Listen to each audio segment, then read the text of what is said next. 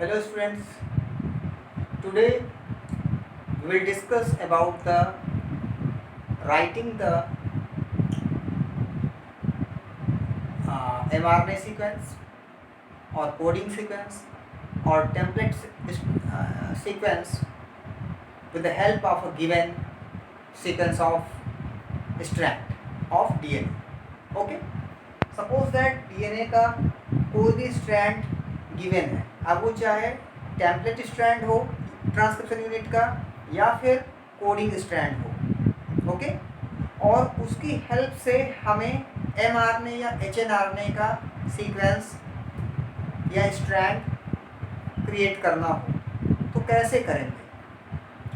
ठीक है, तो इसके बारे में हम लोगों ने पढ़ा था जब हम लोग ट्रांसक्रिप्शन पढ़ रहे थे। तब उस वक्त हमने आपको समझाया था, एक्सप्लेन किया था कि कॉम्प्लीमेंट्रिटी बेस पेयरिंग के रूल के बेस पे हम किस तरह से जो है कौन सा ट्रांसक्रिप्शन यूनिट के दोनों स्ट्रैंड के बारे में हम लोगों ने पढ़ा था कि एक जो स्ट्रैंड होता है जिसकी पोलैरिटी 5 प्राइम टू 3 प्राइम होती है, that is called coding strand, and the another strand which is complementary to this coding strand is template strand with polarity 3 prime to 5 prime.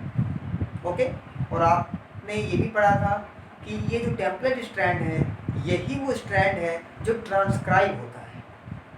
अगर आपसे पूछते हैं कि विच स्ट्रैंड इज ट्रांसक्राइब्ड तो template strand is transcribed, और उसका complementary जो sequence होगा स्ट्रैंड होगा दैट इज कोडिंग स्ट्रैंड। और कोडिंग स्ट्रैंड इसलिए कहते हैं क्योंकि कोडिंग स्ट्रैंड पर जो सीक्वेंस होते हैं ठीक वही सीक्वेंस mRNA पर भी आते हैं, क्योंकि जिस तरह से कोडिंग स्ट्रैंड कॉम्प्लीमेंट्री है टेम्पलेट स्ट्रैंड का, उसी तरह से ट्रांसक्रिप्शन चूँकि टेम्पलेट स्ट्रैंड का होता है तो उसका भी कॉम्प्लीमेंट्री बेसिस किस पे आएंगे, mRNA पर आएंगे। इसलिए कोडिंग स्ट्रैंड और mRNA या hnRNA आप कह लो, तो ये इन दोनों के जो सीक्वेंस होंगे वो कॉम्प्लीमेंट्री होंगे टेम्पलेट स्ट्रैंड के। केवल डिफरेंस इतना है कि कोडिंग स्ट्रैंड में जहाँ कहीं पर जहाँ भी थाइमीन होता है वहाँ पर mRNA पर क्या होगा या hnRNA पर क्या होगा, यूरेसिल होगा। ठीक है, बाकी सीक्वेंस कोडिंग और hnRNA या mRNA का सेम होता है। तो आज हम लोग इस गिवन स्ट्रैंड से देखते हैं क्या पूछा गया है यहाँ पर। तो एक template strand is given below, एक टेम्पलेट स्ट्रैंड है मतलब कि ये जो गिवन है ये टेम्पलेट स्ट्रैंड है।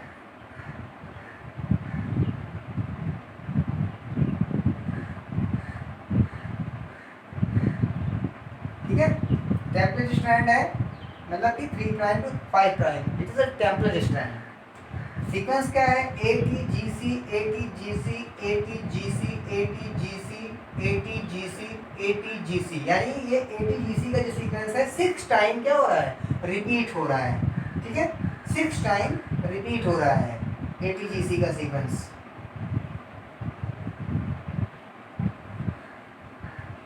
ठीक है, तो क्या कह रहे हैं, a template strand is given below, write down the corresponding coding strand and the mRNA strand, यानी आपको corresponding इसका coding strand का बनाना है, क्रिएट करना है, और mRNA का strand लिखना है। ठीक है, along with their polarity, इनकी polarity के साथ में आपको लिखना है।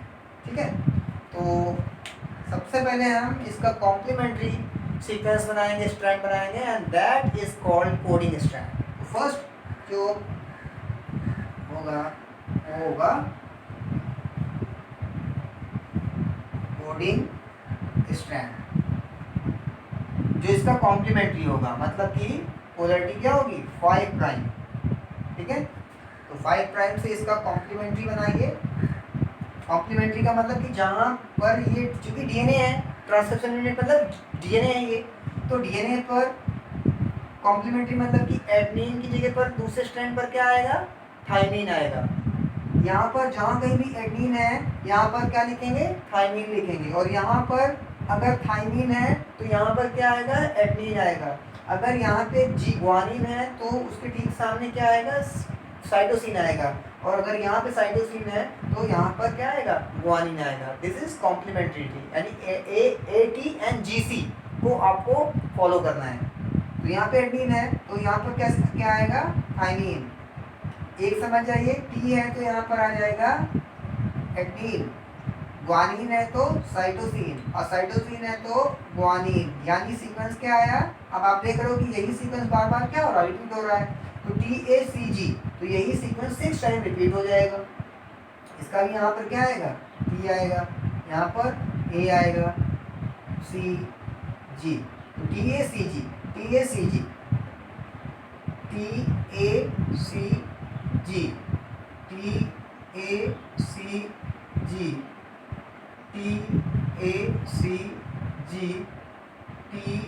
TACG, 6 टाइम, 1 2 3 4 5 6 टाइम TACG क्या हुआ, रिपीट हुआ। और ये हो जाएगा 5 प्राइम टू 3 प्राइम, तो कोडिंग स्ट्रैंड ये आ गया। ठीक है, अब आपको क्या करना है, क्या क्रिएट करना है, mRNA स्ट्रैंड। mRNA स्ट्रैंड को आपको कोड करना है।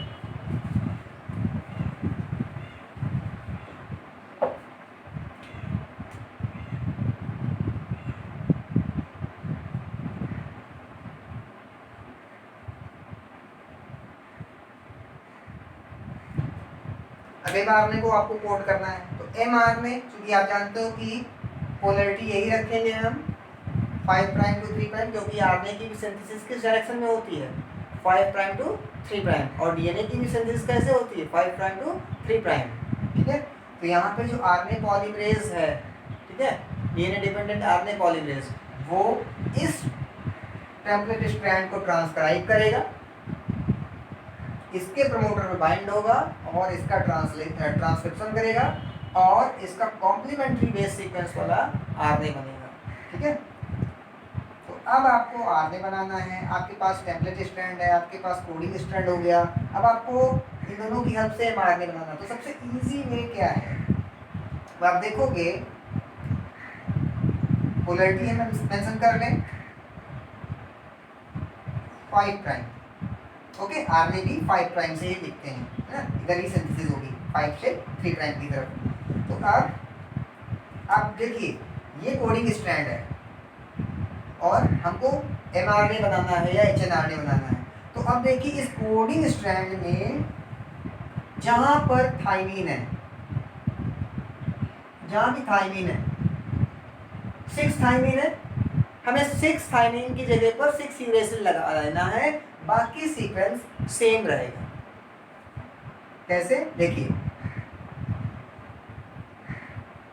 UACG, थाइमीन की जगह मैंने क्या लगाया, यूरेसिल, क्योंकि आरएनए है तो आरएनए में यूरेसिल होता है थाइमीन की जगह पर। ठीक है, तो यूरेसिल, तो UACG, UACG, UACG, UACG, UACG, UACG and UACG, ये बन गया एमआरएनए का sequence, this is mRNA strand. ठीक है, तो I hope now you can write the sequence of mRNA strand when coding strand is given or when template strand is given.